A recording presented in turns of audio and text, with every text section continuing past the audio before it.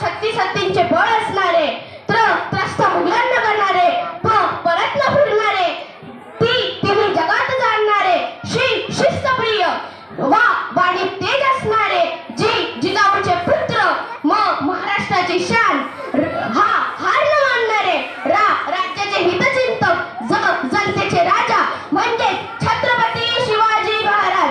अशा या रयतेच्या राजाला माझा मानाचा मुजरा, मानाचा मुजरा, मानाचा मुजरा.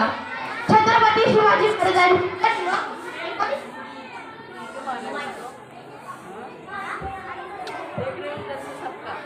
छत्रपती शिवाजी महाराजांचे जन्म 19 फेब्रुवारी 1660 रोजी शिवनेरी किल्ल्यावर झाला होता. ओम बोलल्याने मनाला शांती मिळते, साई बोलल्याने मनाला शक्ती मिळते, राम बोलल्याने बाबा मुक्ती मिळते आणि जय शिवराय बोलल्याने 100 वाघांची ताकद मिळते, 100 वाघांची ताकद मिळते. छत्रपती शिवाजी महाराजांनी त्यांच्या जीवनात वस्तू वापरल्या आणि माणसं जपली, परंतु आपण काय करतो? माणसं वापरतो आणि वस्तू जपतो.